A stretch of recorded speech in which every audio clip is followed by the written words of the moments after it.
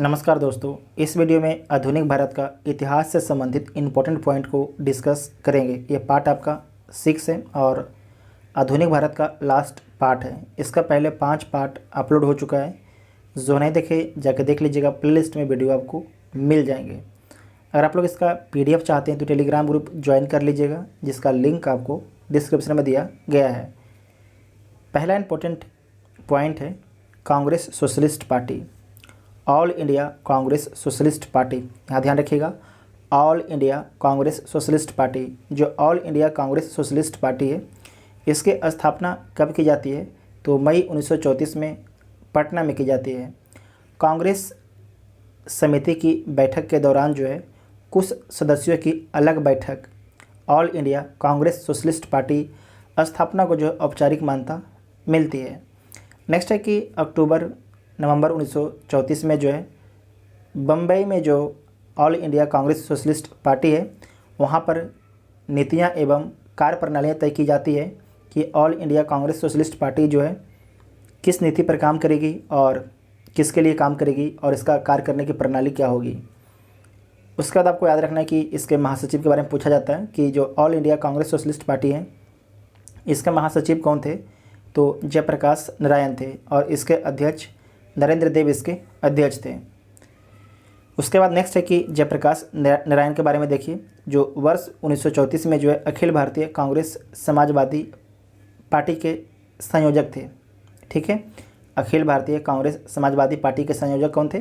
तो जयप्रकाश नारायण थे।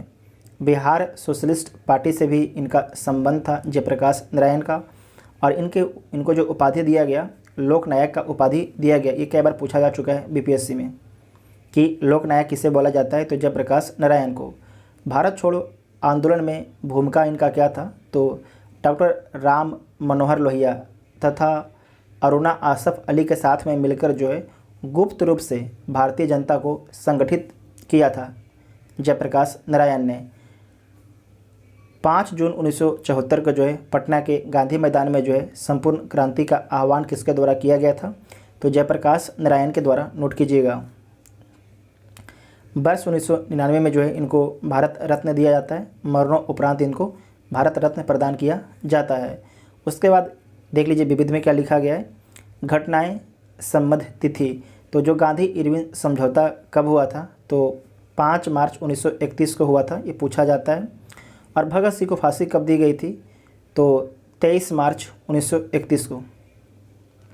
आपको याद रखना है, जो गांधी इरविन समझौता हुआ था भगत सिंह के फांसी के पहले हुआ था। उसके बाद कांग्रेस का कराची अधिवेशन कब होता है? तो 26 से 31 मार्च 1931 को होता है, जहां पर गांधी जी को काले झंडे दिखाए जाते हैं। उसके बाद है पूना समझौता। ये कब होता है? तो 24 सितंबर 1932 को जो है पूना समझौता होता है। उसके बाद महत्वपूर्ण तथ्य में देख लीजिए, all India schedule caste federation की स्थापना वर्ष 1942 में की गई। तो किसके द्वारा की गई? तो BR अम्बेडकर के द्वारा की गई है। वर्ष 1926 में जो है MC राजा की अध्यक्षता में स्थापित संस्था का नाम क्या है? तो all India depressed classes association है। ठीक है। नेक्स्ट है कि इतिहास बताता है कि महात्मा गांधी क्षणिक भूत की भांति धूल उठाते हैं लेकिन अस्तर नहीं उठाते हैं। यह कथन किसका है? इसे दोबारा पढ़िए। इतिहास बताता है कि महात्मा गांधी जो है क्षणिक भूत की भांति जो है धूल उठाते हैं लेकिन अस्तर नहीं उठाते हैं। ये किसका कथन है? तो BR अम्बेडकर का कथन है। दलित वर्गों का संघ के संस्थापक कौन थे? जो आपके दलित वर्ग है उसके संघ के संस्थापक हैं बाबू जगजीवन राम है। नेक्स्ट है कि प्रांतीय चुनाव और मंत्रिमंडल का गठन तो कब होता है? 1937 में होता है। यहाँ पर ध्यान से देखना है आपको कि जुलाई 1937 में जो है 6 प्रांतों में कांग्रेस मंत्रिमंडल गठित हुआ। तो आपसे पूछा जाएगा कि 1937 में जो चुनाव हुआ था उसमें कांग्रेस कितने राज्यों में सरकार बनाई? तो 6 राज्यों में सरकार बनाती है। कौन कौन राज्यों में सरकार बनाती है? तो पहला आपके मद्रास है, दूसरा बम्बई है, तीसरा मध्य प्रांत है, चौथा उड़ीसा है, 5वां बिहार है और छठा आपके संयुक्त प्रांत है। नोट कीजिएगा। उसके बाद आपको याद रखना है कि 5 प्रांतों में जो है कांग्रेस को पूर्ण बहुमत मिला है। इसमें ध्यान रखना है, सरकार तो बना आपके 6 प्रांत में, लेकिन जो कांग्रेस है उसको अपना पूर्ण बहुमत जो है 5 प्रांतों में आया था, 5 प्रांतों में मिला था। इस बात को आपको ध्यान रखना है। तो कौन कौन प्रांत में मिला था?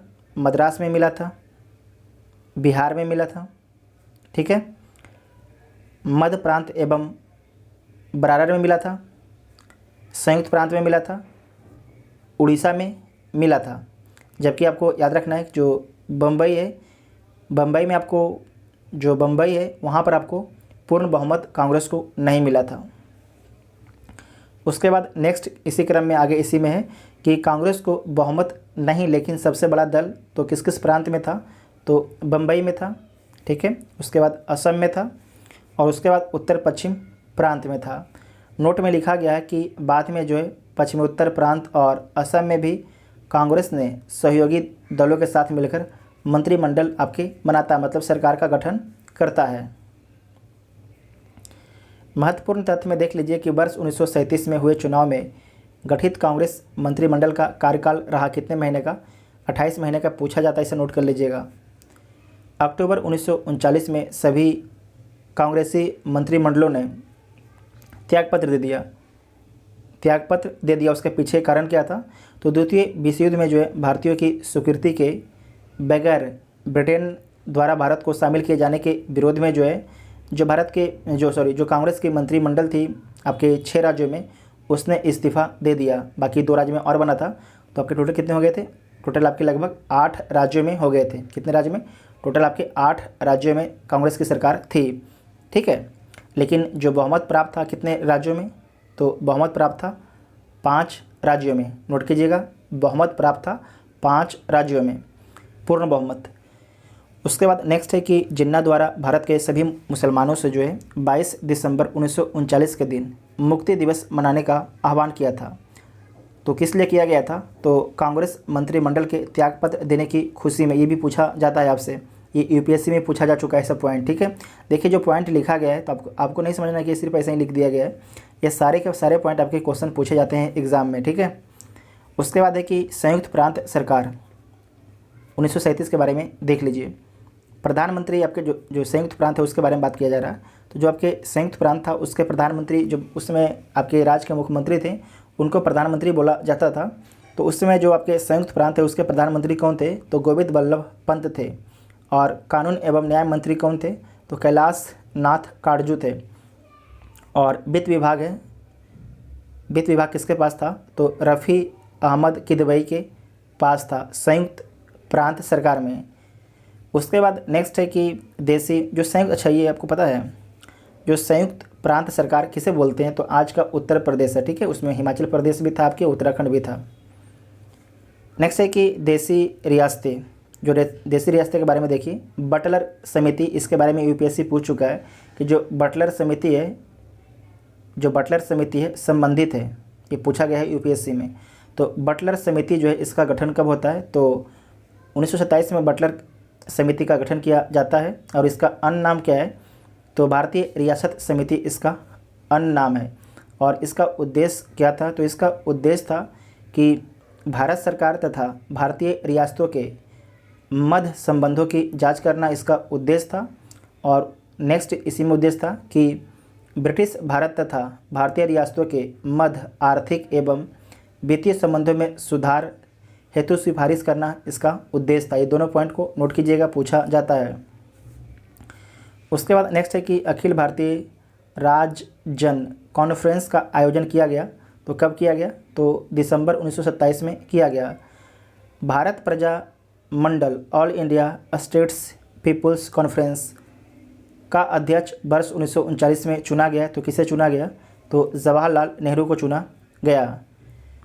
नेक्स्ट है कि 26 अक्टूबर 1947 को कश्मीर के महाराजा हरि सिंह ने भारत में विलय पत्र पर हस्ताक्षर पत्र सौंपा। तो किसे सौंपा था? तो जवाहरलाल नेहरू को सौंपा था, जवाहरलाल नेहरू को। भारतीय संघ में अधिकांश रजवाड़े का विलय हुआ। तो कब होता है? तो अधिकांश जो रजवाड़े थे उनका विलय 1947 में हो जाता है, 1947 में, ठीक है। उसके बाद नेक्स्ट पॉइंट है द्वितीय विश्व युद्ध। द्वितीय विश्व युद्ध कब से कब तक चलता है? तो 1939 से 1945 के बीच में जो है द्वितीय विश्व युद्ध चलता है। प्रारंभ कब होता है? 1939 में। इसमें कांग्रेस का प्रस्ताव था कि युद्ध में समर्थन के बदले भारत को जो है स्वतंत्र राष्ट्र घोषित किया जाए। कांग्रेस का प्रस्ताव था कि अगर हम युद्ध में समर्थन करते हैं तो हमें क्या स्वतंत्र राष्ट्र घोषित किया जाए। उसके बाद नेक्स्ट पॉइंट है कि लॉर्ड लिनलिथगो की गतिविधियों के बारे में देखिए। तो भारतीय विधानमंडलों की सहमति के बिना, ठीक है, ध्यान रखिएगा, भारतीय विधानमंडलों की सहमति के बिना जो है भारत को युद्ध में शामिल कर लिया गया और देश में आपातकाल की घोषणा कर दी गई।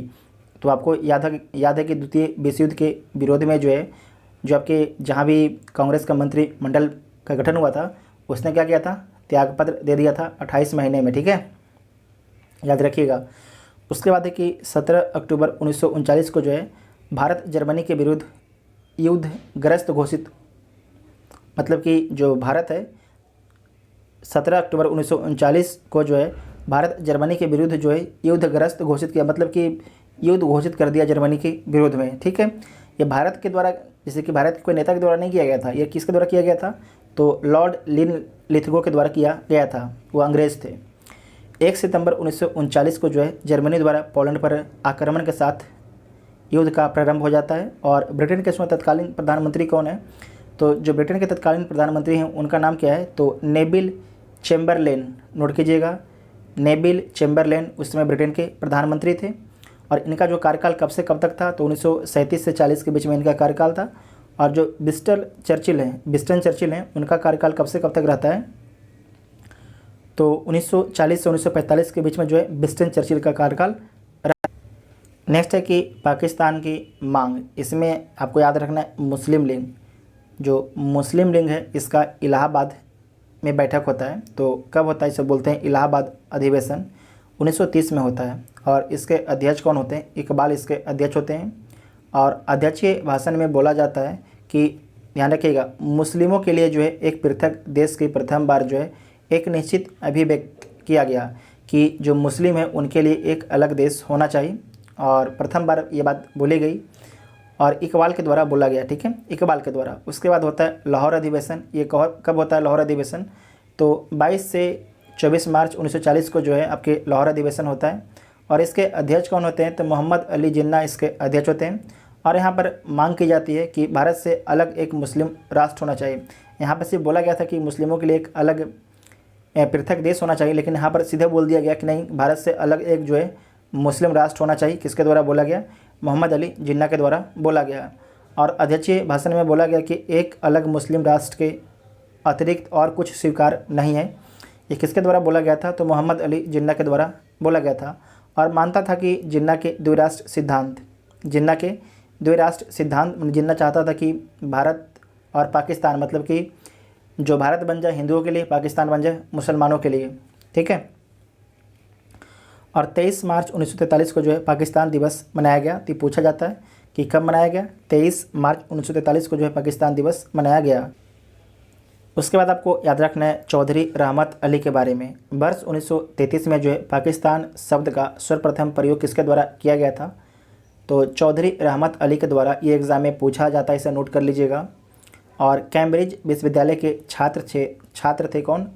चौधरी रहमत अली। इनके द्वारा जो है पैम्फलेट एक लिखा गया, उसका नाम क्या है? तो नाउ और never RB to live of Paris forever, इनके द्वारा एक पैम्फलेट लिखा गया था। उसके बाद आपको याद रखना है इनके द्वारा बताया गया कि जो पाकिस्तान नामकरण है इन 5 इकाइयों के नाम पर होगा। ये कौन कौन होगा? तो पंजाब होगा। कौन होगा? पंजाब होगा। नॉर्थ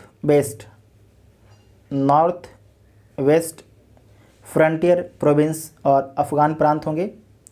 और आपके कश्मीर होगा, सिंध होगा, बलूचिस्तान होगा। इन सभी को मिलाकर जो है एक पाकिस्तान देश बनाया जाएगा, चौधरी रहमत अली के द्वारा बताया गया था।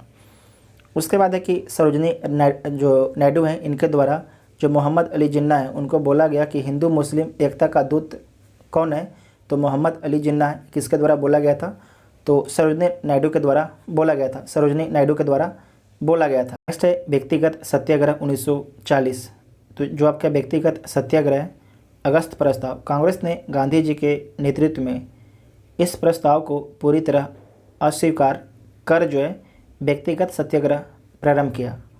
प्रतीकात्मक अभिव्यक्ति क्या है? तो ब्रिटिश सरकार की भारत नीति के प्रति नैतिक विरोध।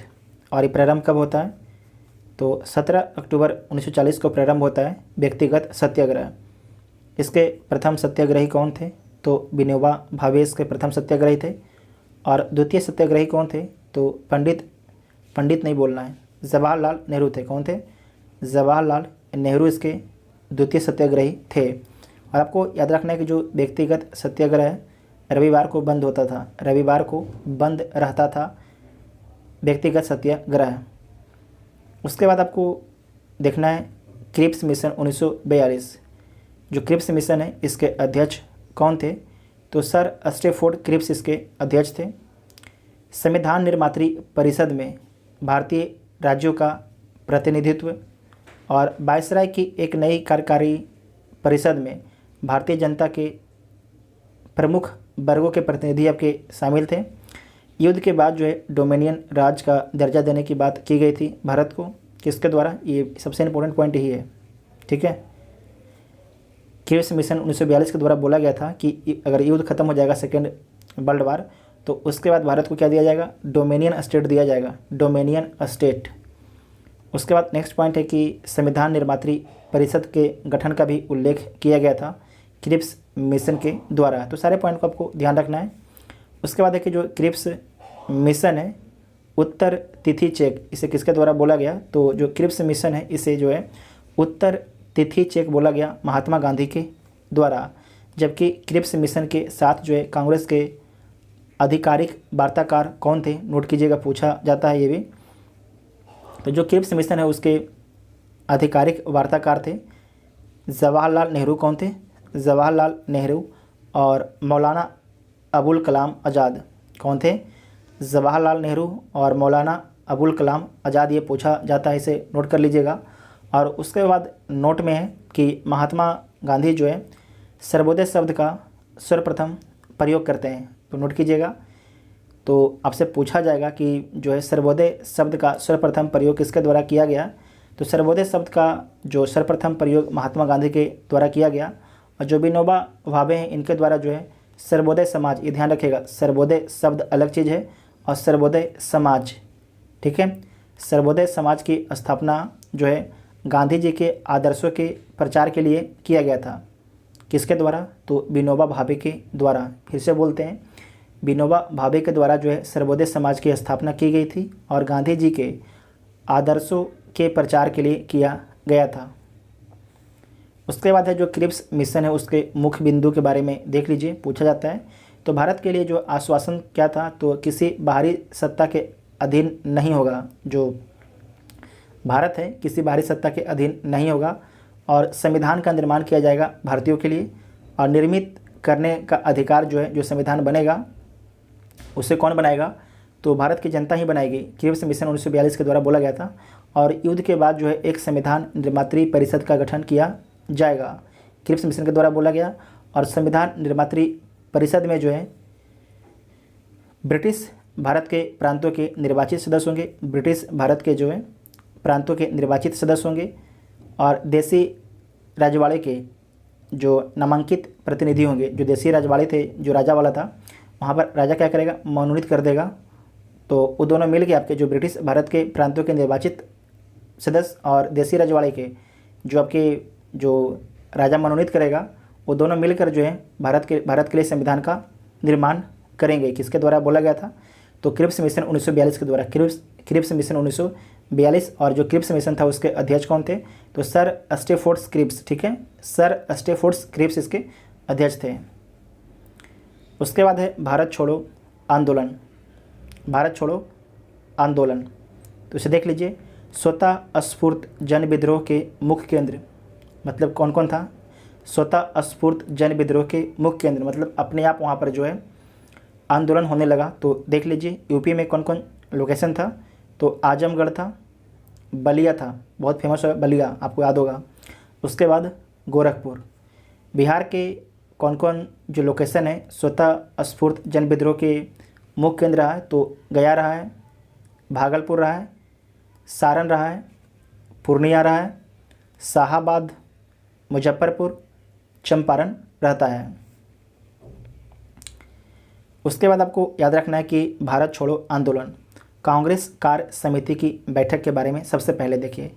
जो कांग्रेस कार्य समिति है इसकी जो बैठक है 14 जुलाई 1942 को होती है और कहाँ पर होती है तो वर्धा में होती है। कहाँ पर होती है? वर्धा में। और इसके अध्यक्ष कौन होते हैं तो अबुल कलाम आज़ाद इसके अध्यक्ष होते हैं। तत्कालीन कांग्रेस के अध्यक्ष भी थे अबुल कलाम आज़ाद।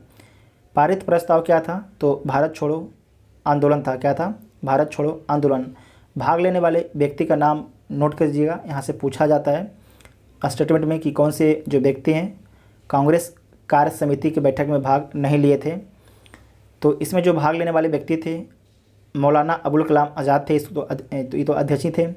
और उसके बाद महात्मा गांधी भी थे, जेबी कृपलानी, सरोजनी नायडू, जवाहरलाल नेहरू, वल्लभ भाई पटेल, पट्टाभी सितारमैया, राजेंद्र प्रसाद, जेबी पंत, प्रफुल्ल चंद्र घोष, सैयद महमूद थे। ठीक है।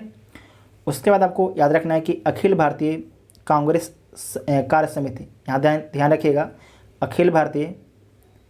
अखिल भारतीय कांग्रेस कार्य समिति ये वार्षिक बैठक है। ये क्या होती है? ये वार्षिक बैठक थी और इसका आयोजन कब होता है तो 7 अगस्त 1942 को होता है। और कहाँ पर होता है तो ऐतिहासिक ग्वालियर टैंक बम्बई में, ऐतिहासिक ग्वालियर टैंक के मैदान बम्बई में वार्षिक जो बैठक है अखिल भारतीय कांग्रेस समिति की उसका आयोजन किया जाता है। इसमें विशेष क्या है तो जो वर्धा प्रस्ताव था, आपको याद है यहाँ पर देखिए वर्धा क्या पास हुआ था? भारत छोड़ो आंदोलन। तो जो वर्धा प्रस्ताव था भारत छोड़ो आंदोलन की यहाँ पर क्या कर दी गई? पुष्टि कर दी गई कि हाँ भारत छोड़ो आंदोलन प्रारंभ किया जाएगा। उसके बाद है 8 अगस्त 1942। 8 अगस्त 1942 को जो है वर्धा प्रस्ताव को स्वीकार कर लिया जाता है थोड़े बहुत संशोधन के साथ। और घोषणा की जाती है कि भारत छोड़ो आंदोलन आपकी यहाँ पर घोषणा की जाती है कि भारत छोड़ो आंदोलन प्रारंभ होगा। भारत छोड़ो आंदोलन प्रारंभ करने की यहाँ पर घोषणा कर दी जाती है।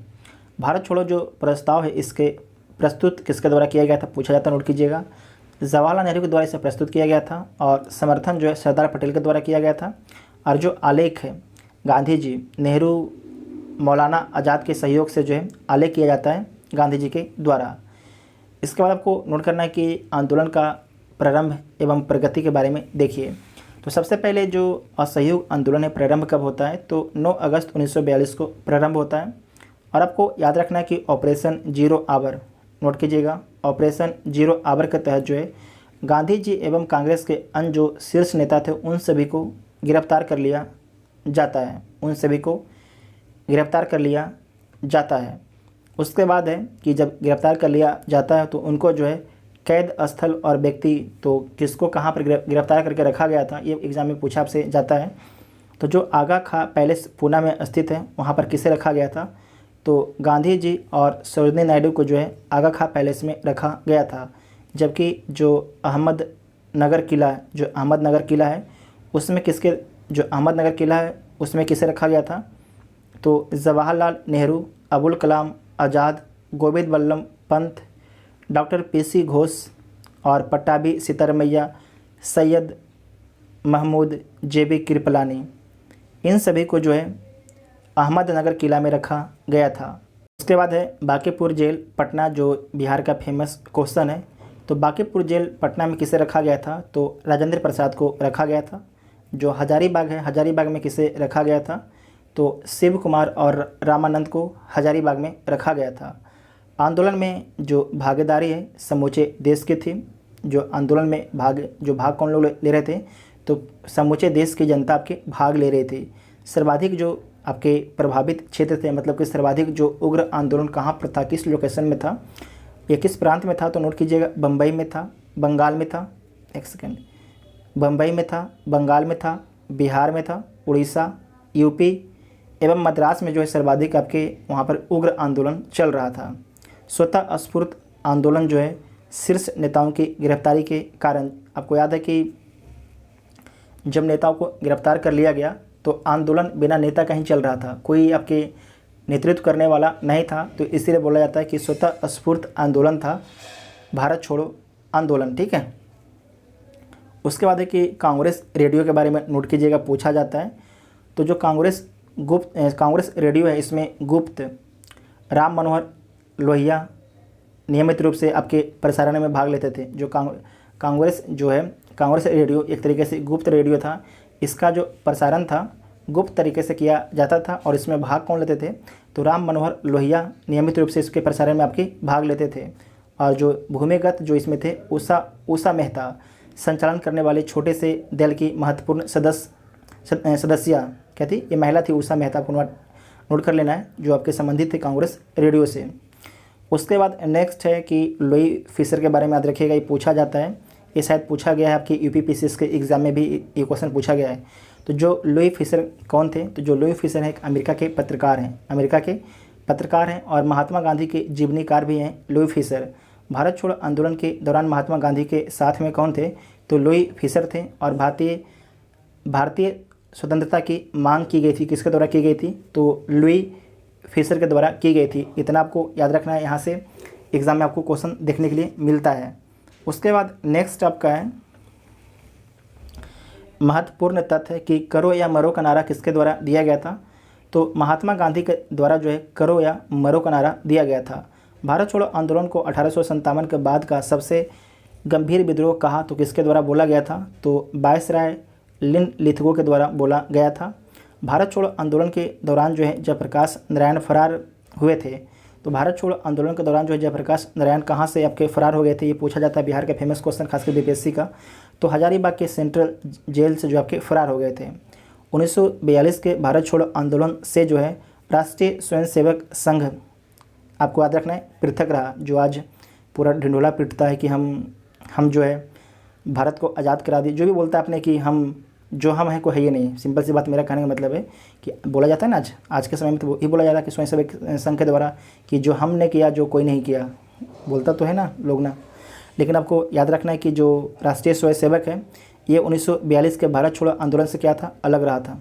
इस बात को दिमाग में बैठा लीजिएगा, VVI है। ठीक है। उसके बाद नेक्स्ट है कि भारत छोड़ो आंदोलन के दौरान जो है बम्बई में कांग्रेस सम्मेलन में गांधी जी का संबोधन के बारे में लिखा गया है। पट्टाभी सीतारमैया के अनुसार कि वास्तव में जो गांधी जी जो हैं उस दिन अवतार एवं पैगंबर की प्रेरक शक्ति से प्रेरित होकर भाषण दे रहे थे। बीमारी के आधार पर जो है गांधी जी को रिहा कब किया जाता है, तो 6 मई 1944 को। और गिरफ्तार कब किया जाता है, तो इनको जो है 0 आवर के तहत अगस्त 1942 में इनको गिरफ्तार कर लिया जाता है। उसके बाद नेक्स्ट है समानांतर सरकार। जो समानांतर सरकार है, यहाँ से क्वेश्चन पूछा जाता है आपके एग्ज़ाम में। तो जो आपके समानांतर सरकार है इसके बारे में देख लीजिए। तो सबसे पहले देखिए जो समानांतर सरकार है आपकी बलिया। यहाँ पर जो समानांतर सरकार कब बनती है, तो अगस्त 1942 में। और इसका नेतृत्व कौन कर रहे थे, तो चेतू पांडे जो है बलिया उत्तर प्रदेश में जो है नेतृत्व कर रहे थे। ठीक है। समानांतर सरकार मतलब समानांतर सरकार में क्या होता है, जैसे कि एक साइड आपके जो DM साहब थे उनका भी सरकार चल रहा था, एक साइड आपके जो चीतू पांडे थे ये भी आपके जो DM का पावर था उसका इस्तेमाल कर रहे थे। ठीक है। इसी को बोलते हैं समानांतर सरकार। तो जो पावर DM इस्तेमाल कर रहा था उस पावर का इस्तेमाल आपके चीतू पांडे भी कर रहे थे। चीतू पांडे भी आपके, इनका भी अगर आदेश होता था कि जेल से जो कैदी उनको रिहा कर दिया जाए तो रिहा कर दिया जाता था। ठीक है। तो इसी को बोलते हैं समानांतर सरकार। अब बहुत से कैदियों को रिहा भी किया गया था समानांतर सरकार के माध्यम से के द्वारा। उसके बाद है तामलुक। जो तामलुक में समानांतर सरकार आपके गठन किया गया था। और जो तामलुक है कहाँ पर अवस्थित है, तो मिदनापुर बंगाल में स्थित है आपके तामलुक। ठीक है। इसका अवधि क्या है, तो दिसंबर 1942 से जो है सितंबर 1944 तक जो है तामलुक में समानांतर सरकार की स्थापना की गई थी। इसकी विशेषता क्या है, तो इसकी विशेषता है कि जातीय सरकार तूफान पीड़ितों की जो है सहायता के लिए कार्यक्रम प्रारंभ किया। नोट कीजिएगा, जातीय सरकार जो है तूफान उस समय आया होगा, तो तूफान पीड़ितों की सहायता के लिए कार्यक्रम प्रारंभ किया गया था। नेक्स्ट है सतारा। तो आपको याद रखना है कि जो सतारा है, सतारा में भी समानांतर सरकार की स्थापना की गई थी। और सतारा कहाँ पर अवस्थित है, तो महाराष्ट्र में अवस्थित है। और इसकी अवधि क्या है, तो 1943 के मध्य से लेकर जो है 1945 तक आपके 17 में जो है समानांतर सरकार चलती है। सबसे लंबे समय तक चलने वाली आपके जो समानांतर सरकार थी 17 में ही थी, पूछा जाता है, नोट कीजिएगा, VVI पॉइंट है। प्रति सरकार नामकरण आपके था और प्रमुख नेता कौन थे, तो बाई बी चौहान और नाना पाटिल इसके प्रमुख नेता थे। उसके बाद जो तलचर में भी आपके समानांतर सरकार की स्थापना की गई थी। और जो तलचर है कहाँ पर स्थित है, तो उड़ीसा में स्थित है, उड़ीसा में। और इसकी अवधि जो है कुछ समय तक समानांतर सरकार आपकी चलती है, ज़्यादा समय तक आपके जो तलचर में समानांतर सरकार नहीं चल पाती है। नेक्स्ट है सुभाष चंद्र बोस और आज़ाद हिंद फौज। तो सबसे पहले देखिए सुभाष चंद्र बोस के बारे में। जो सुभाष चंद्र बोस हैं इनका जन्म कब होता है, तो 23 जनवरी 1897 को इनका जन्म होता है। और इनका जन्म कहाँ पर होता है, तो कटक उड़ीसा में इनका जन्म होता है। और स्नातक की उपाधि जो है इनको 1919 में कलकत्ता विश्वविद्यालय से मिलती है। और भारतीय जो नागरिक सेवा था जिसको बोलते हैं आज का UPSC, उसमें ये उत्तीर्ण कब होते हैं, तो 1920 में उत्तीर्ण होते हैं। और कांग्रेस के अध्यक्ष कब बनते हैं, तो जो सुभाष चंद्र बोस हैं कांग्रेस का 2 बार अध्यक्ष बनते हैं। एक बार बनते हैं 1938 में, एक बार बनते हैं 1939 में। उसके बाद जो सुभाष चंद्र बोस जो हैं अपना एक फॉरवर्ड ब्लॉक की स्थापना करते हैं। तो आपको याद रखना है कि जो फॉरवर्ड ब्लॉक है इसकी स्थापना कब की जाती है, सुभाष चंद्र बोस के द्वारा, तो 1939 में फॉरवर्ड ब्लॉक की स्थापना की जाती है। और विशेष में क्या है कि 1943 में जो है आज़ाद हिंद फौज की कमान संभाला गया सुभाष चंद्र बोस के द्वारा। और इनको उपाधि के बारे में देख लीजिए। जो इनको उपाधि दी गई, नेताजी उपाधि दी गई। और देश नायक उपाधि है किसके द्वारा दिया गया, तो रविंद्रनाथ टैगोर के द्वारा जो है देश नायक की उपाधि दी गई। जबकि देशभक्त किसके द्वारा बोला गया, तो महात्मा गांधी के द्वारा जो है सुभाष चंद्र बोस को देशभक्त बोला गया। आप लोग कमेंट करके बताइएगा कि सुभाष चंद्र बोस के द्वारा जो है महात्मा गांधी जी को किस शब्द से संबोधित किया गया था। उसके बाद नेक्स्ट है प्रसिद्ध नारा इनका क्या था, तुम मुझे खून दो मैं तुम्हें आज़ादी दूंगा, तुम मुझे खून दो मैं तुम्हें आज़ादी दूंगा। उसके बाद है कि 21 अक्टूबर 1943 को जो है सिंगापुर में स्वतंत्र भारत की अस्थायी सरकार का गठन किया जाता है।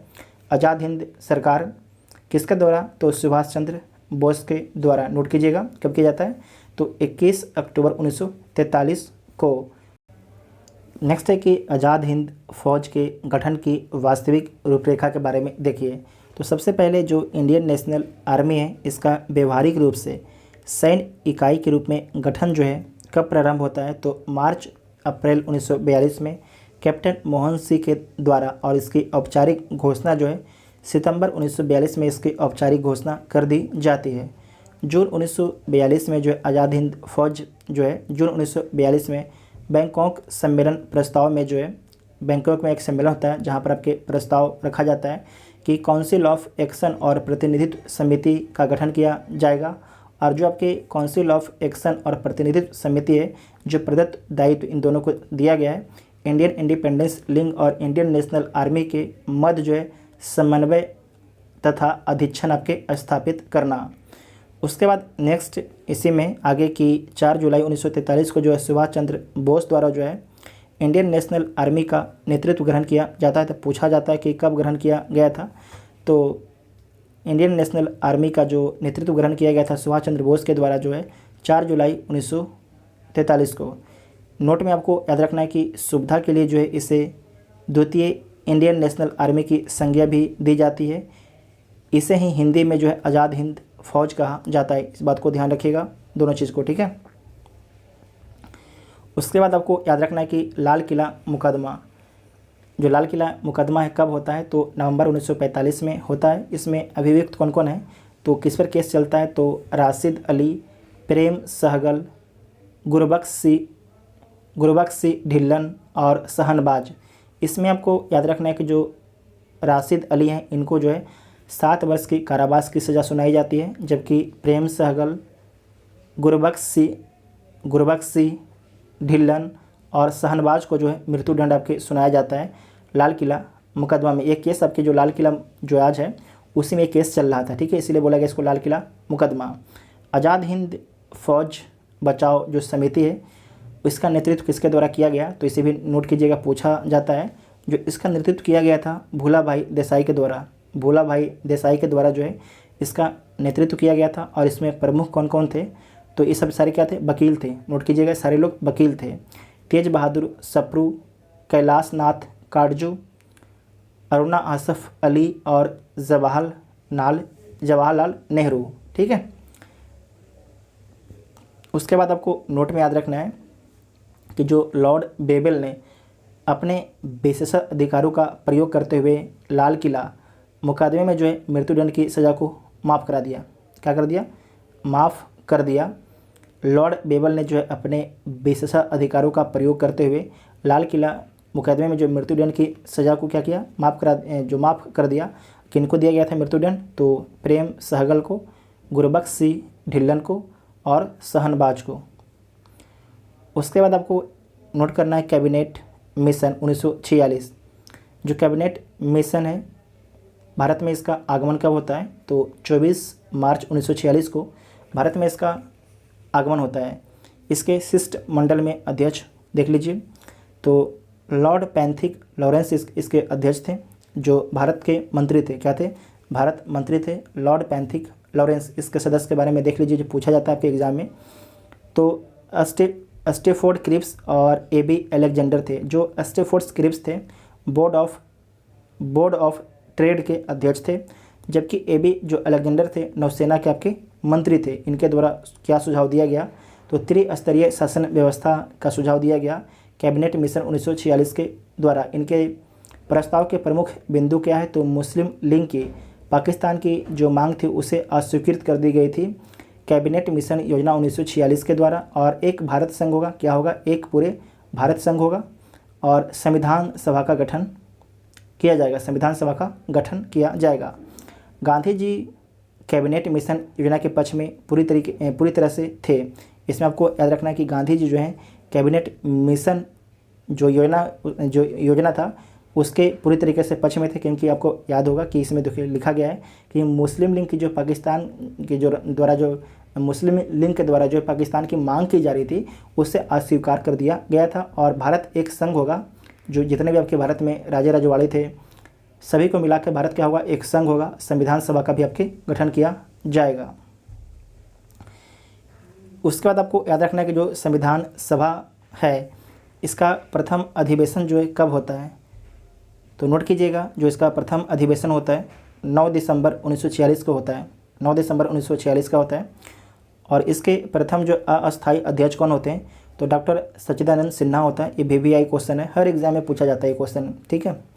उसका जो द्वितीय अधिवेशन है कब होता है, तो द्वितीय जो अधिवेशन है ये होता है 11 दिसंबर 1946 को द्वितीय अधिवेशन होता है। और कहाँ पर होता है, तो दिल्ली में होता है। ये भी आपके जो पहला भी था दिल्ली में ही होता है, तो कहाँ पर होता है, दिल्ली में होता है। और इसके जो अध्यक्ष कौन है, तो आपको याद रखना है, पहला में क्या था, अस्थायी अध्यक्ष, लेकिन जो द्वितीय अधिवेशन होता है संविधान सभा का उसमें अस्थायी अध्यक्ष बन जाते हैं। तो अस्थायी अध्यक्ष कौन बन जाते हैं, तो आपको याद रखना कि जो राजेंद्र प्रसाद हैं वो आपके अस्थायी अध्यक्ष बन जाते हैं। राजेंद्र प्रसाद कहाँ से संबंधित हैं, बिहार से संबंधित हैं। और आपको याद रखना जो सच्चिदानंद सिन्हा ये भी आपके बिहार से संबंधित हैं। राजेंद्र प्रसाद हैं भारत के प्रथम राष्ट्रपति भी बनते हैं आगे। उसके बाद नेक्स्ट है संविधान सभा के गठन से पूर्व की गतिविधियां, तो देख लीजिए इस सबको ध्यान से पूरा देखना है। तो सबसे पहले जो स्वराज विधेयक 1895 ईस्वी में जो स्वराज विधेयक है कब आता है, 1895 में आता है। संविधान सभा के सिद्धांत का सर्वप्रथम आपके दर्शन होता है। तो स्वराज विधेयक 1895 के माध्यम से बाल गंगाधर तिलक के निर्देशन में तैयार हुआ था स्वराज विधेयक 1895 से। नोट कीजिएगा, बहुत ही इंपॉर्टेंट है। उसके बाद आपको याद रखना है महात्मा गांधी 20वीं सदी में जो है सर्वप्रथम संकेत, भारतीय संविधान जो है भारतीयों की इच्छा अनुसार होगी। इसका संकेत सर्वप्रथम जो है भारत के जो सबसे इम्पोर्टेंट व्यक्ति थे महात्मा गांधी के द्वारा दिया गया था। उसके बाद नेक्स्ट है, इसे छोटा कर लेते हैं अब, ठीक है ना। उसका बाद मोतीलाल नेहरू हैं वर्ष 1924 में ब्रिटिश सरकार के सम्मुख संविधान सभा के निर्माण की मांग कब रखते हैं, तो 1924 में रखा जाता है मोतीलाल नेहरू के द्वारा। और उसके बाद है कि जो एन राय, जो एन राय हैं, जो आपको याद रखना है, जो एन राय हैं प्रतिपादक हैं। तो औपचारिक रूप से जो है संविधान सभा के विचार का जो सर्वप्रथम आपके प्रतिपादन किसके द्वारा किया गया था, तो एन राय के द्वारा किया गया था। किसके द्वारा? एन राय के द्वारा किया गया था। और जो जवाहरलाल नेहरू हैं, इनके बारे में आपको याद रखना है कि संविधान सभा के जो विचार को मूर्त रूप दिया गया था जवाहरलाल नेहरू के द्वारा। ये दोनों पॉइंट आपको नोट करना है, बहुत ही इंपॉर्टेंट पॉइंट है। उसके बाद है कि कांग्रेस का जो फैजपुर अधिवेशन है ये कब होता है, तो दिसंबर 1936 में जो है कांग्रेस के फैजपुर अधिवेशन होता है। और संविधान के अर्थ तथा महत्व की व्याख्या आपके की गई थी कांग्रेस का फैजपुर अधिवेशन में ही। उसके बाद है लास्ट में सबसे पॉइंट आया है कैबिनेट मिशन प्लान। ये कब आता है? 1946 में आता है। और इसके अंतर्गत जो है संविधान सभा के गठन की बात की जाती है कि भारत में एक संविधान सभा की गठन की जाएगी और भारत में एक संविधान सभा का गठन किया जाता है। नेक्स्ट है महत्वपूर्ण तथ्य के बारे में देखिए। तो कैबिनेट मिशन योजना के अनुसार जो है संविधान सभा के चुनाव हुए, तो कब हुए? जुलाई 1946 में। और संविधान सभा के निर्माण के लिए जो है प्रत्येक प्रांत को 10 लाख लोगों के लिए एक प्रतिनिधि के अनुपात में जनसंख्या के सांप्रदायिक आधार पर जो है स्थान दिए जाने की व्यवस्था थी। तो ये व्यवस्था किसके द्वारा की गई थी? तो कैबिनेट मिशन योजना के द्वारा व्यवस्था की गई थी। उसके बाद नेक्स्ट है कि संविधान सभा के लिए चुनाव इम्पोर्टेंट है। संविधान सभा के लिए चुनाव 296 सदस्य आपके ब्रिटिश भारत के प्रांतों से क्या हुए? निर्वाचित होते हैं। कितने होते हैं? 296 सदस्य। इसमें से आपको याद रखना कि जो संविधान सभा के लिए जो है 296 में से आपके 208 जो कांग्रेस के होते हैं, 73 आपके मुस्लिम लीग के होते हैं और 15 आपके अन्य होते हैं, जो अन्य एवं जो एन प्लस स्वतंत्र उम्मीदवार जिसको बोलते हैं निर्दलीय। ठीक है। उसके बाद आपको नोट करना है आगे कि संविधान सभा में कुल जो है 389 सदस्यों का प्रावधान था। कितने? 389 संविधान सभा में। ध्यान रखिएगा, जो संविधान बनाई गई, फिर से बोलते हैं संविधान सभा जो संविधान बनाई गई, संविधान सभा में कुल जो है 389 सदस्यों का आपके प्रावधान था, जिसमें आपके 296 ब्रिटिश भारत के प्रांतों से और 93 जो आपके देसी रियासतों के प्रतिनिधि थे। कितने? 93 जो है आपकी देसी रियासतों के आपके प्रतिनिधि थे। उसके बाद नेक्स्ट है कि अंतरिम सरकार के बारे में देखिए। जो अंतरिम सरकार है तो इसका गठन के लिए जो निमंत्रण, तो जो अंतरिम सरकार है इसका गठन के लिए निमंत्रण जो है 12 अगस्त 1946 को दिया जाता है लॉर्ड बेबल के द्वारा। किसके द्वारा? लॉर्ड बेबल के द्वारा। और इसके कांग्रेस अध्यक्ष जवाहरलाल नेहरू को जो है गठन का निमंत्रण दिया जाता है। तो किसे दिया जाता है? जो कांग्रेस के अध्यक्ष थे जवाहरलाल नेहरू, उनको कांग्रेस अध्यक्ष जवाहरलाल नेहरू को जो है गठन के लिए निमंत्रण भेजा जाता है लॉर्ड बेबल के द्वारा। और इसकी घोषणा देख लीजिए, जो अंतरिम सरकार है उसमें घोषणा क्या है, तो 24 अगस्त 1946 को इसकी घोषणा की जाती है। जवाहरलाल नेहरू के नेतृत्व में जो है अंतरिम सरकार का गठन किया जाएगा और भारत की पहली अंतरिम राष्ट्रीय सरकार होगी। भारत की पहली जो अंतरिम राष्ट्रीय सरकार होगी, जिसका गठन कब किया जाएगा? जो सरकार का, तो सरकार का गठन आपका किया जाएगा 2 सितंबर 1946 को इसका गठन किया जाएगा। और प्रारंभ में जो है मुस्लिम लीग की भागीदारी नहीं होगी। ध्यान रखिएगा, प्रारंभ में जो है मुस्लिम लीग की भागीदारी नहीं होगी, क्योंकि जो मुस्लिम लीग था भाग लेने से इनकार कर दिया था, सरकार में शामिल होने से इनकार कर दिया था। उसके बाद है कि 16 अगस्त 1946 मुस्लिम लीग द्वारा जो है सीधी कार्रवाई दिवस हेतु सुनिश्चित। मुस्लिम लीग द्वारा जो है सीधी कार्रवाई दिवस, तो आपको याद रखना है कि 16 अगस्त 1946 को जो मुस्लिम लीग ने जो है सीधी आपके कार्रवाई दिवस मनाता है, इसे नोट कर लीजिएगा। और अक्टूबर 1946 में जो है मुस्लिम लीग के जो आपके 5 सदस्य जो हैं अंतरिम सरकार में शामिल हो जाते हैं। कब शामिल हो जाते हैं? अक्टूबर 1946 में जो मुस्लिम लीग के आपके 5 सदस्य अंतरिम सरकार में शामिल हो जाते हैं। आपको याद रखना है जो 5 सदस्य शामिल होते हैं अंतरिम सरकार में, ये जो आपकी सरकार थी उसे काम करने नहीं दे रहे थे, जहाँ तक सरकार को डिस्टर्ब कर रहे थे, ये 5 जो व्यक्ति थे। ठीक है, जो मुस्लिम लीग के 5 व्यक्ति थे। उसके बाद है अंतरिम सरकार जो है 2 सितंबर 1946। इसमें आपको याद रखना है कि किसे कौन सा विभाग दिया गया, आपसे पूछा जाता है कि जो अंतरिम सरकार है जिसकी गठन किया गया था 2 सितंबर 1946 को, तो उसमें जो है किसे विदेश मंत्री बनाया गया, किसे रक्षा मंत्री बनाया गया, इसके बारे में आपसे एग्जाम में पूछा जाता है। तो आपको नोट करना है कि खाद्य एवं कृषि मंत्री किसे बनाया गया, तो डॉक्टर राजेंद्र प्रसाद को जो है खाद्य एवं कृषि मंत्री बनाया गया। जो रक्षा विभाग किसे दिया गया, तो बलदेव सिंह को जो रक्षा विभाग दिया गया।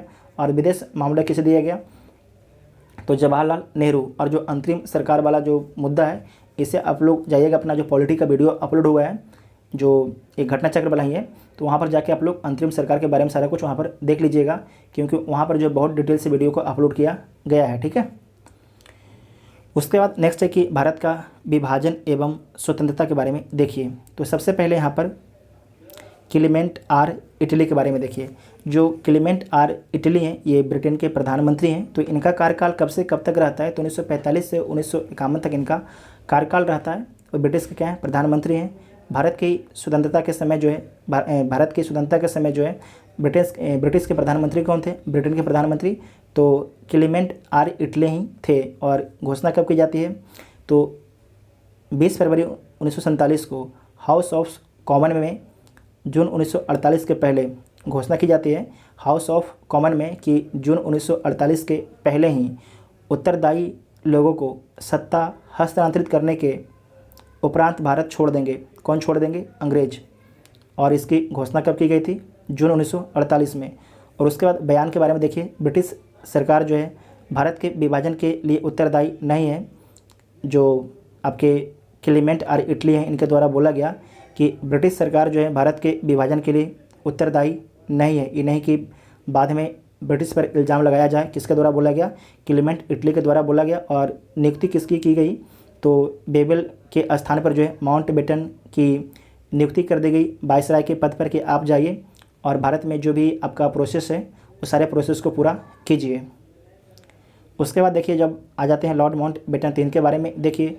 जो लॉर्ड माउंटबेटन इनके बारे में देखिए तो ये पद ग्रहण कब करते हैं? तो 24 मार्च 1947 को पद ग्रहण करते हैं। और इसका निष्कर्ष क्या था कि भारत का बंटवारा होगा। भारत जो है टूटेगा ही, पाकिस्तान और एक भारत के रूप में। तो पाकिस्तान की स्थापना आवश्यक हो गई। इनका निष्कर्ष जो लॉर्ड माउंटबेटन है जब भारत में आते हैं तो ये निष्कर्ष निकाल लेते हैं कि भारत का बंटवारा होना ही है, भारत का बंटवारा तय है। ठीक है। उसके बाद माउंटबेटन है इनके द्वारा माउंटबेटन योजना लेके आया जाता है। वो कब लेके आते हैं? तो 3 जून 1947 को लेके आते हैं। और इटली के वक्तव्य के दायरे में तैयार भारत विभाजन की योजना आपकी पेश की गई माउंटबेटन योजना के माध्यम से। उसके बाद आपको याद रखना है कि बाल्कन प्लान जो गुप्त नाम है, बाल्कन प्लान जो वैकल्पिक योजना है, इसे नोट कीजिएगा। उसके बाद नेक्स्ट है कि गठित सीमा आयोग। जो गठित सीमा आयोग है इसमें क्या है? तो जो गठित सीमा आयोग है इसके अध्यक्ष कौन होंगे? तो इसके अध्यक्ष होंगे सिरिल रेडक्लिफ। पंजाब सीमा आयोग नोट कीजिएगा, पंजाब सीमा आयोग। और जो बंगाल सीमा आयोग है इन दोनों का अध्यक्ष कौन होंगे? तो सिरिल रेडक्लिफ। तो आपको याद होगा कि भारत और पाकिस्तान के बीच में कौन सी रेखा है? तो रेडक्लिफ रेखा है। जो रेडक्लिफ साहब हैं सिरिल रेडक्लिफ इन्हीं के नाम पर रखा गया था। ठीक है। उसके बाद है गांधी जी प्रथम मुलाकात जो कब करते हैं माउंटबेटन से? तो 31 मार्च 1947 को। स्वतंत्र भारत के प्रथम गवर्नर कौन है? स्वतंत्र भारत के प्रथम जो आपके गवर्नर जनरल कौन है? तो लॉर्ड माउंटबेटन है। स्वतंत्र भारत के जो है प्रथम गवर्नर जनरल कौन है? तो लॉर्ड माउंटबेटन है। अगर पूछ देगा कि स्वतंत्र भारत के भारतीय गवर्नर जनरल कौन है तो आप लोग बताइएगा कमेंट बॉक्स में। कौन है? आप लोग बताइएगा कमेंट बॉक्स में। उसके बाद नेक्स्ट है आर कोपलैंड। जो आर कोपलैंड का कथन क्या था? तो भारतीय राष्ट्रवाद तो अंग्रेजी राज की ही संतति थी। जो आर आपके कोपलैंड का कथन है कि जो भारतीय राष्ट्रवाद तो अंग्रेजी राज के ही संतति थी। के एम पनिकर का कथन है कि ब्रिटिश शासन की सर्वाधिक महत्वपूर्ण उपलब्धि भारत का एकीकरण था। ये बात कुछ सही भी लगता है। ठीक है। उसके बाद है कि डॉक्टर सैफुद्दीन किचलू का विचार क्या था? तो राष्ट्रवाद का जो है संप्रदायवाद के पक्ष में समर्पण। राष्ट्रवाद का जो है संप्रदायवाद के पक्ष में समर्थन किसके द्वारा बोला गया? डॉक्टर सैफुद्दीन किचलू के द्वारा बोला गया। उसके बाद नेक्स्ट है यहाँ पर कि भारत के लिए विभाजन का प्रस्ताव ये कब स्वीकृत होता है? तो कांग्रेस महासमिति के द्वारा। कब स्वीकृत की जाती है? तो 15 जून 1947 को। और कहाँ पर की जाती है? तो दिल्ली में की जाती है। उस समय कांग्रेस के अध्यक्ष कौन थे? ये बहुत ही इंपॉर्टेंट है, ये पूछा जाता है, बहुत बार पूछा गया है बीपीएससी के एग्ज़ाम में और बहुत से एग्ज़ाम में पूछा जाता है कि जब आपके कांग्रेस के विभाजन के समय जो है भारत के विभाजन के समय कांग्रेस के नहीं, भारत के विभाजन के समय कांग्रेस के अध्यक्ष कौन थे? तो जेबी कृपलानी थे। ठीक है। और इसे प्रस्तुत किसके द्वारा किया गया था? भारत के जो विभाजन है ये प्रस्तुत किया गया था, याद रखिएगा, गोविंद बल्लभ पंत के द्वारा प्रस्तुत किया गया था। और समर्थन किसके द्वारा दिया गया? तो मौलाना अबुल कलाम आज़ाद के द्वारा इसका समर्थन किया गया था। उसके बाद है कांग्रेस के अध्यक्ष के बारे में देखिए, तो जेबी कृपलानी आपके कांग्रेस के अध्यक्ष हैं। और जेबी कृपलानी कब से कब तक अध्यक्ष रहती हैं, तो 15 जून 1947 से जो है नवंबर 1947 तक आपके अध्यक्ष रहती हैं। नवंबर 1947 में जो है जेबी कृपलानी है ये त्यागपत्र दे देती हैं नवंबर 1947 में, ठीक है, त्यागपत्र दे देती हैं। जेबी कृपलानी के त्यागपत्र के बाद जो है कौन आपके कांग्रेस के अध्यक्ष बनते हैं, तो डॉक्टर राजेंद्र प्रसाद जो है कांग्रेस के अध्यक्ष बनते हैं। उसके बाद 1948 में अध्यक्ष कौन बनते हैं, तो पट्टाभी सीतारमैया बनते हैं। और 1950 में कांग्रेस के अध्यक्ष बनते हैं पुरुषोत्तम दास टंडन। ये बात याद रखिएगा, 1950 में जो है कांग्रेस के अध्यक्ष कौन थे, तो पुरुषोत्तम दास टंडन। और 1951 से 54 के बीच में जो है कांग्रेस के अध्यक्ष कौन रहते हैं, तो जवाहरलाल नेहरू रहते हैं, जवाहरलाल नेहरू। कुछ महत्वपूर्ण तथ्य के बारे में देख लीजिए जो पूछा जाता है। 14-15 जून 1947 को संपन्न अखिल भारतीय कांग्रेस कमेटी की बैठक में जो है खान अब्दुल गफ्फार खान, जिसे बोलते हैं सीमांत गांधी, ने मतदान किया। तो आपको याद रखना है भारत विभाजन के पक्ष में मतदान किया था, भारत विभाजन के पक्ष में मतदान किया था। और उसके बाद है कि पंजाब प्रांतीय कांग्रेस कमेटी के अध्यक्ष डॉक्टर किचलू थे विभाजन के क्या थे, प्रबल विरोधी। इन्हें चाहते थे कि भारत और पाकिस्तान का कभी विभाजन हो जाए। 1948-50 के दौरान जो है स्वतंत्र भारत के प्रथम भारतीय और अंतिम गवर्नर जनरल कौन थे, ये क्वेश्चन आपसे पूछे थे ना, तो सी राजगोपालाचारी थे। कौन थे, सी राजगोपालाचारी। उसके बाद है कि स्वतंत्र भारत के प्रथम विधि मंत्री कौन थे, तो स्वतंत्र भारत के प्रथम जो विधि मंत्री थे BR अम्बेडकर थे। भारत की स्वतंत्रता के समय ब्रिटेन में सत्ता थी तो किस पार्टी की थी, VVI क्वेश्चन है, तो लेबर पार्टी की थी। जो क्लेमेंट आर इटली थे वो किस पार्टी से संबंधित थे, तो नोट कीजिएगा जो क्लेमेंट आर इटली थे वो लेबर पार्टी से संबंधित थे, लेबर पार्टी से संबंधित, इसे नोट कीजिएगा क्योंकि पूछा जाता है। उसके बाद है कि भारतीय स्वतंत्रता के समय ब्रिटेन के राजा थे, जो भारत जब स्वतंत्र हुआ था उस समय ब्रिटेन के राजा कौन थे, तो आपको नोट कर लेना, उसमें जो ब्रिटेन के राजा थे उनका नाम था जॉर्ज सस्टम।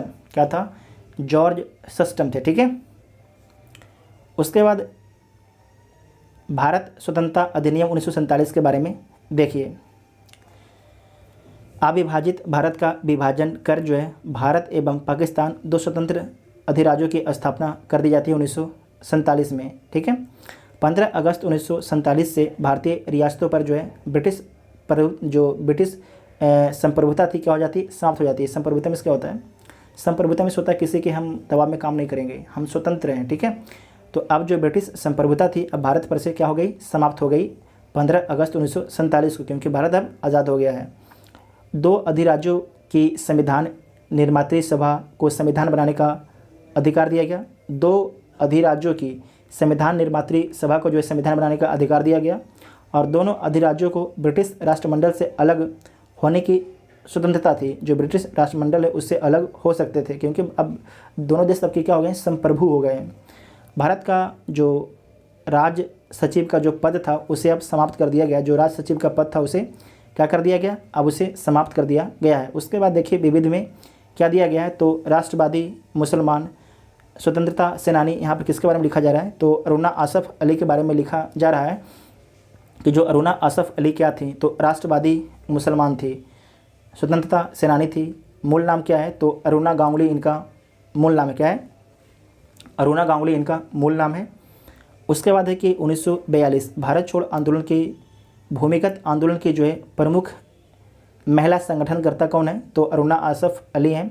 और महत्वपूर्ण भूमिका के बारे में इनके बारे में देखिए, तो कम्युनिस्ट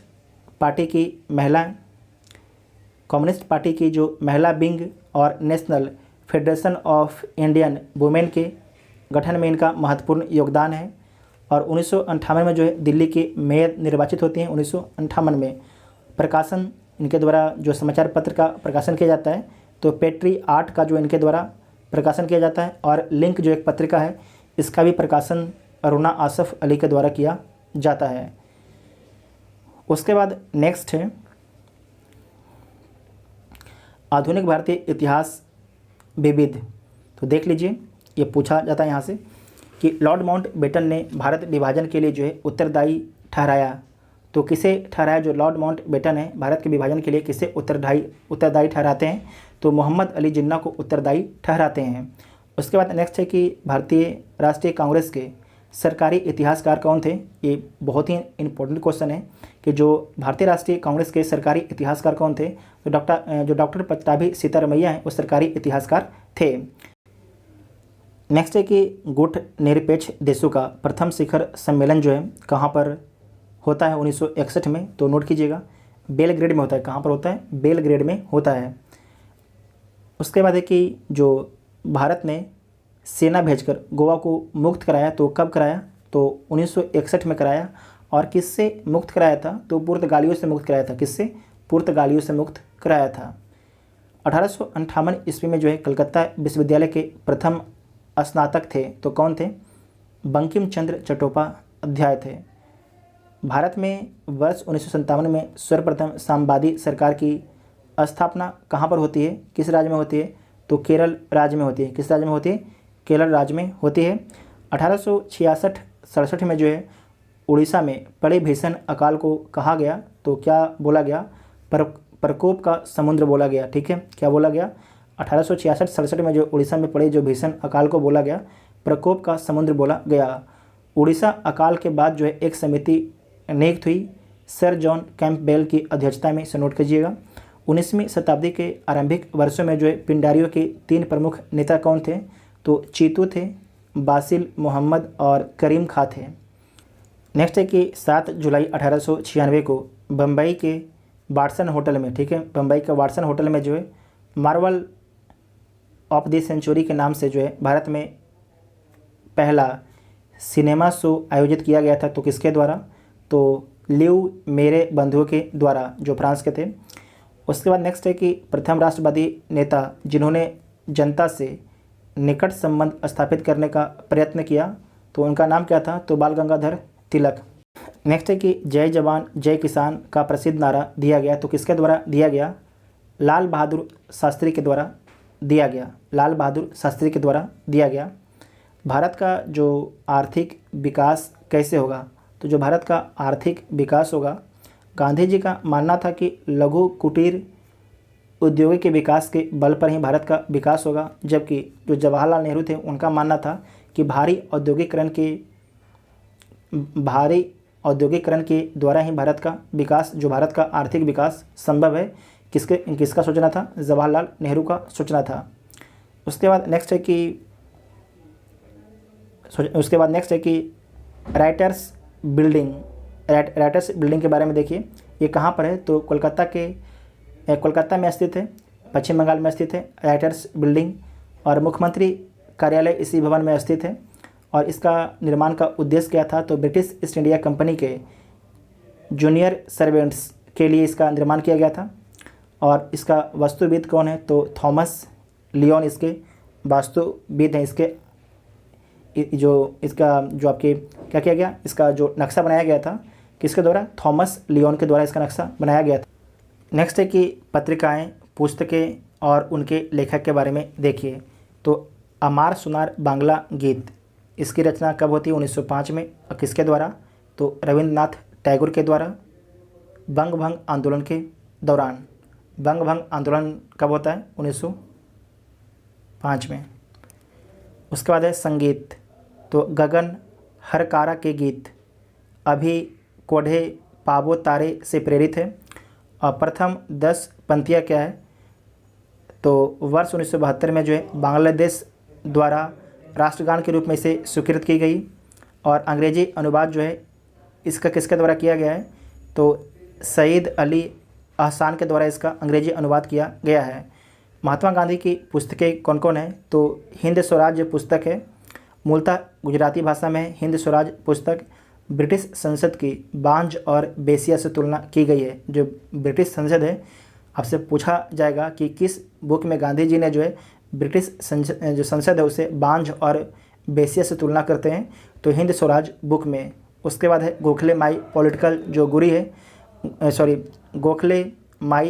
गुरु जो बुक है, ये किसके द्वारा लिखा गया है, तो महात्मा गांधी के द्वारा।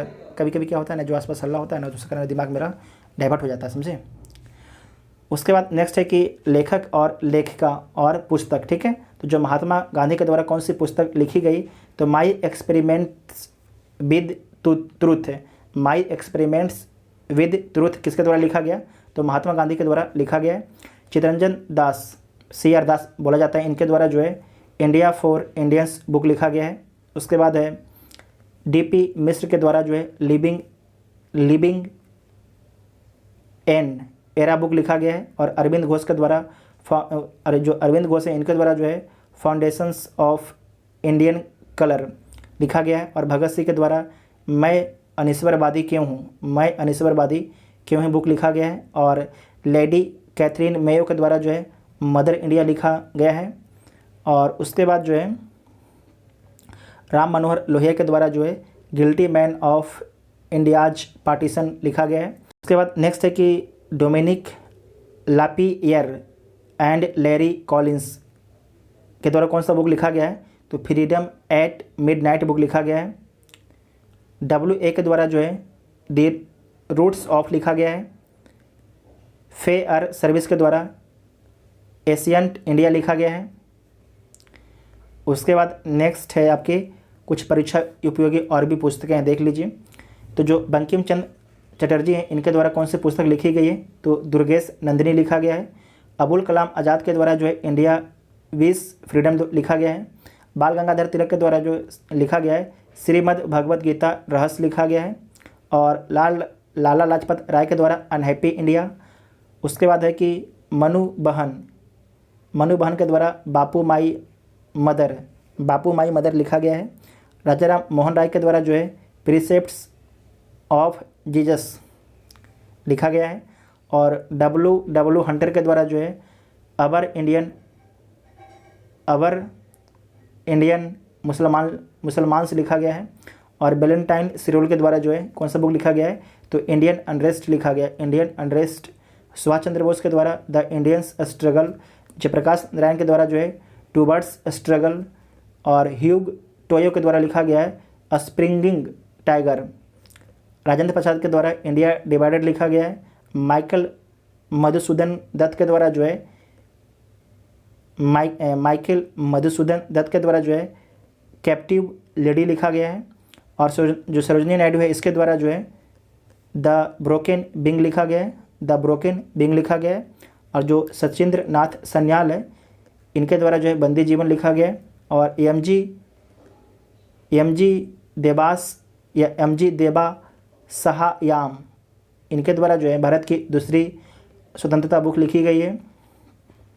जनरल ब्रज मोहन कौल इनके द्वारा जो है the untold story. Arvind Ghosh के द्वारा जो है द लाइफ डिवाइन। और रफ़ीक जकारिया के द्वारा जो है the man who divided India लिखा गया है। उसके बाद लास्ट पैराग्राफ आपका है, उसके बाद आपका मॉडर्न इंडिया समाप्त हो जाएगा। राष्ट्रकवि मैथिली शरण गुप्त की रचना क्या है, तो भारत भारती, पंचवटी, साकेत, अशोधरा, जयद्रथ वध ये लिखा गया है। ये सब किसके द्वारा, तो मैथिली शरण गुप्ता के द्वारा ये सब बुक लिखा गया है। जो जवाहरलाल नेहरू के द्वारा कौन सी पुस्तक लिखी गई है, तो डिस्कवरी ऑफ इंडिया मेरी कहानी। उसके बाद है ग्लिम्पसेज ऑफ वर्ल्ड हिस्ट्री, फिर से बोलते हैं ग्लिम्पसेज ऑफ वर्ल्ड हिस्ट्री लिखा गया है। तो देखिए आधुनिक भारत के जितने भी इम्पोर्टेंट क्वेश्चन थे सारे क्वेश्चन को समाप्त हो गए हैं। अगर आप लोग पूरा आधुनिक भारत का वीडियो देखें हैं तो आपके अंदर में जो है पॉजिटिव फीलिंग आएगी। क्या आएगी, पॉजिटिव फीलिंग आएगी, क्योंकि सारे प्रश्न जो है इसी वीडियो से पूछे आपको जाएंगे। ठीक है, तो आप लोग कमेंट करके ज़रूर बताइए कि आपको वीडियो कैसा लगा। Thank you.